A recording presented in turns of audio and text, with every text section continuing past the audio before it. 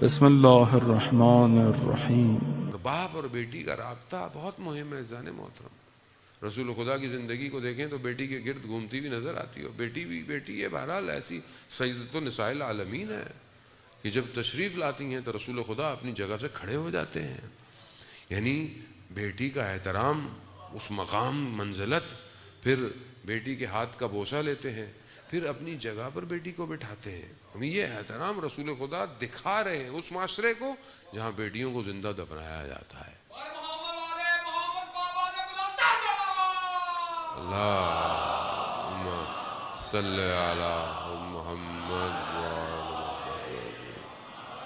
اب اس معاشرے میں یہ کردار ادا کرنا، روایات یہی کہتی ہیں کہ آج ہم اپنے آپ کو دیکھیں، میں ایک باپ ہوتے ہوئے میں اپنی بیٹی کے ساتھ کیا کبھی اس کے ہاتھ کا بوسہ لیتا ہوں؟ کیا میں کبھی اسے عزت دیتا ہوں، رسپیکٹ دیتا ہوں، اس کی گفتگو سنتا ہوں، اس کو مقام اور منزلت دیتا ہوں کہ نہیں دیتا؟ خب یہ بہت مہم ہے عزیزان محترم۔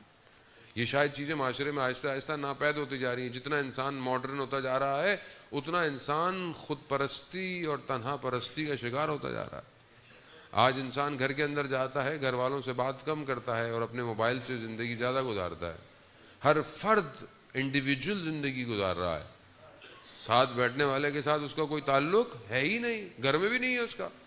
گھر والوں نے بھی واٹس ایپ کا گروپ بنایا ہوتا ہے، کوئی کام ہے تو اسی پہ ڈال دو، ایک دوسرے سے بات کر لو۔ یعنی انسان خوب اس سسٹم کے اندر ٹوٹتا جا رہا ہے۔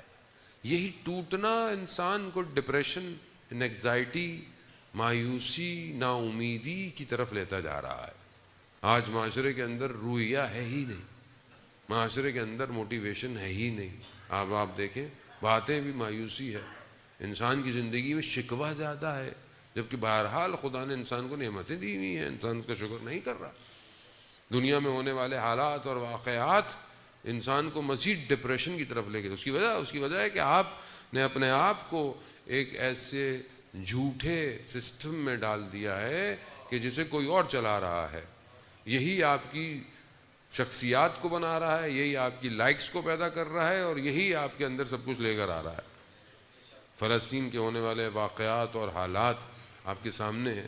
میں انٹرویو دیکھ رہا تھا ایک شخص کا، اور اس نے تصویریں دکھائیں اپنی بیٹی کی، اپنی بھتیجیوں کی، کہ وہ پڑھ چکی تھی، وہ ڈاکٹر تھی، وہ انجینئر تھی، وہ فزیوتھراپسٹ تھی، اور پھر اس کے بعد اس نے دوسری تصویریں دکھائیں کہ ان کی لاشیں کس طریقے سے فلسطین کے اندر نظر آئیں۔ بہرحال وہ بھی بیٹیاں ہیں عزیزان محترم۔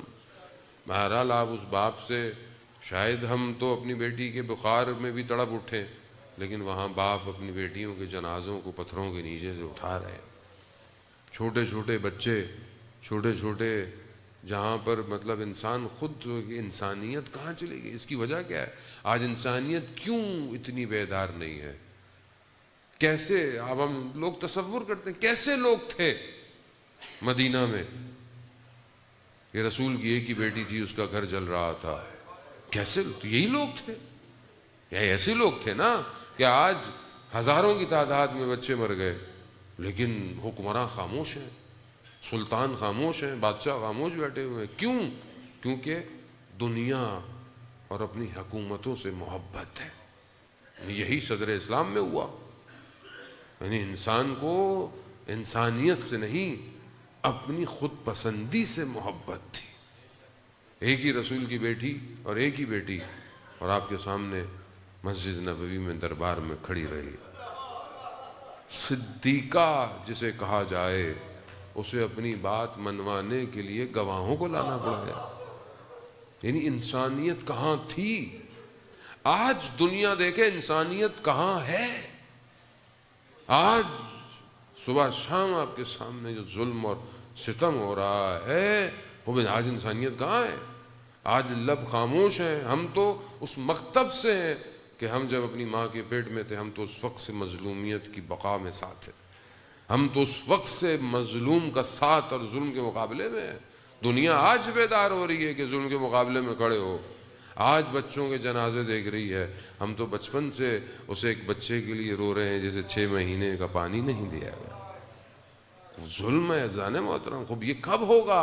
انسانیت کب بیدار ہوگی؟ لیکن کیونکہ سسٹم اتنا ڈیزائنڈ ہے کہ لوگوں کے نفسوں کو بیچ لیا ہے، تباہ و برباد کر دی ہیں، سوچوں کو مفلوج کر دیا ہے، اور سارا کام آپ کے سامنے جو میڈیا اپنا کردار ادا کر رہا ہے وہ ظاہر ہے اس کے حالت کے اندر یہی ہے۔ تو ایک خاتون اپنے گھر کو اس قابل کر سکتے۔ ویڈیو آپ نے دیکھی ہوگی کہ ایک بچہ فلسطین کا کہ نقاب میں گفتگو کر رہا ہے تو ماں نے بولا نقاب ہٹا دو، ہم وہ نہیں کہ جو دشمن سے اپنے چہروں کو چھپائیں، ہم حق پر ہیں، ہم حق کے راستے پر ہیں، دشمن ہمارے چہروں کو دیکھے اور خوف کھائے۔ یہ مائیں کہاں سے آئیں؟ یہ کون سی مائیں ہیں جان محترم؟ اور یہ سب وہی ہے جو سکھاتا ہے یہ گھر۔ بیوی کی زندگی میں جو ایک چیز سب سے زیادہ اوج اور طوفان اور لہروں کی طرح نظر آتی ہے وہ کیا ہے؟ وہ صبر اور استقامت ہے۔ آج صبر اور استقامت معاشرے میں نہیں پایا جاتا۔ بیوی کی زیارت جو ہم پڑھتے ہیں ہر ہفتے، اس کے اندر کیا ہے کہ سلام ہو ان پر کہ جسے پروردگار نے خلقت سے پہلے امتحان میں ڈالا، خلقت سے پہلے امتحان میں ڈالا، اور پھر اس امتحان میں کامیاب پایا تو پھر انہیں صبر اور استقامت عطا کی۔ آپ کے سامنے ہے حضرت سلمان فارسی گھر سے گزر رہے ہیں، دیکھا بی بی چکیاں پیس رہی ہیں، ایک ہاتھ میں امام حسین ہے، دیکھا بی بی کے ہاتھ زخمی ہو گئے ہیں، کہا بچہ مجھے دے دیں یا یہ کام مجھے کرنے دیں۔ حضرت سلمان فارسی رسول خدا کی خدمت میں جاتے ہیں کہ یا رسول اللہ، میں فارس سے آیا ہوں، وہاں بادشاہوں کی بیٹیوں کے میں نے جاہو جلال دیکھے ہیں، یہ آپ کی بیٹی ہے، آپ سید الانبیاء ہے، آپ کی بیٹی اس طرح زندگی گزار رہی ہے۔ اللہ اکبر، اللہ اکبر۔ آپ خود تصور کریں کہ وہ نبی کہ جس کے لیے 1,24,000 پیغمبر آئے ہوں، ان کی بیٹی کس طرح زندگی گزار رہی ہے۔ رسول خدا نے یہی کہا سلمان، فاطمہ نے خود اس کا انتخاب کیا ہے، فاطمہ نے خود زندگی کا ایسے ہی انتخاب کیا ہے۔ اور جب مولا کائنات کے کہنے پر کہ آپ جائیے اپنے بابا سے کہیے کہ آپ اتنا تھکتی ہیں، خوب یہ تحمل یعنی گھر کے کام، یعنی بیوی کی بچوں کی پرورش کرنا، گھر میں کام، یہ کیا سکھاتا ہے؟ یہ کیا پیغام دیتا ہے کہ خاتون کو اپنے گھر کے کاموں میں تحمل چاہیے، صبر چاہیے، اور یقیناً صبر تحمل کرنا پڑتا ہے۔ آج آپ کے سامنے ہے بچے کی تربیت کرنا آسان نہیں ہے، بچے کے ساتھ مشکلات میں رہنا، گھر کے اندر مشکلات میں رہنا، اور بہرحال ہر کسی کی زندگی کے زاویے الگ الگ ہیں، گھر میں مشکلات ہیں، کبھی شوہر کا اخلاق اچھا نہیں ہے، کبھی اور مشکلات، خوب یہ صبر استقامت کرنی پڑتی ہے تبھی گھر بنتا ہے۔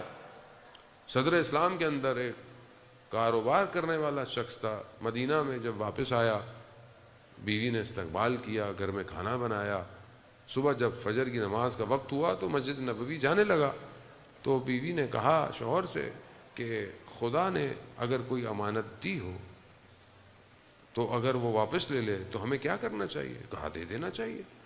کہا تو جو ہمیں خدا نے بچہ دیا تھا وہ کل انتقال کر گیا، لیکن آپ اس خاتون کا صبر دیکھیں، شوہر باہر سے آیا، اس نے اس کے اوپر اثرات مرتب نہیں ہونے دیے، کہا اس کا انتقال ہو گیا ہے، آپ رسول خدا کے پاس جائیں، ان کو نماز کے بعد واپس لائیں تاکہ بچے کو دفنایا جائے۔ پھر رسول خدا کو بتایا، انہوں نے دعا دی بچے کو دفنانے کے بعد کہ خدا تمہیں بہترین اولاد عطا کرے، اور وہ اولاد عطا ہوئی، اور مولا کائنات کے رقاب میں شہادت پہ پہنچا وہ جوان۔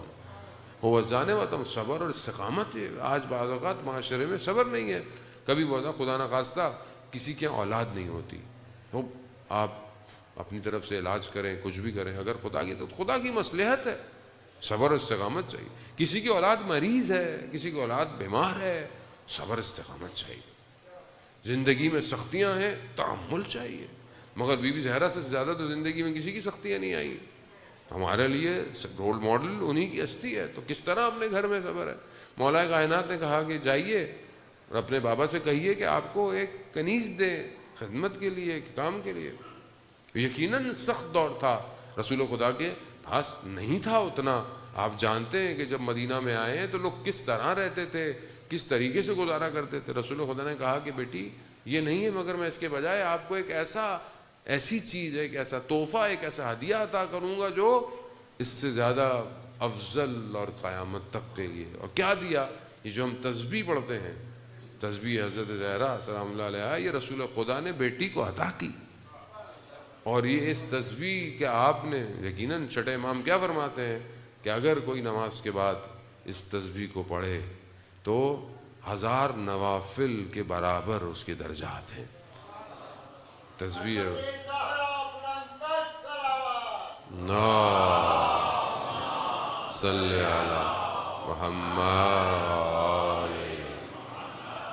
یہاں عزیزان محترم صبر اور استقامت آپ کے سامنے. رسول خدا کی زندگی تک بی نے بہرحال جتنا صبر کیا، اس کے بعد ان کی زندگی میں جو کہ زیادہ زندہ نہیں رہیں لیکن پھر بھی صبر اور استقامت کے ساتھ انہوں نے اپنی زندگی گزاری ہے. خوب یہ درس ہے.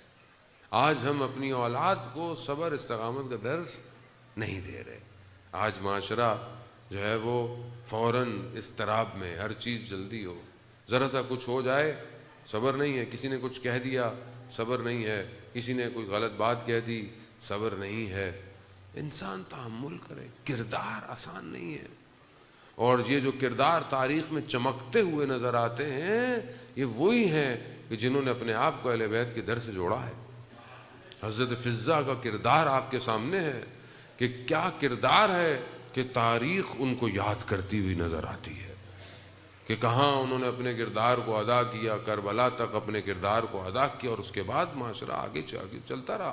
اب یہ کردار تبھی بنتے ہیں کہ جب انسان اپنے آپ کو ان سے متصل کرتا ہے. ہماری زندگی میں پریکٹیکل بی بی زہرا سلام اللہ علیہا کہاں ہے؟ یہ بہت امپورٹنٹ ہے.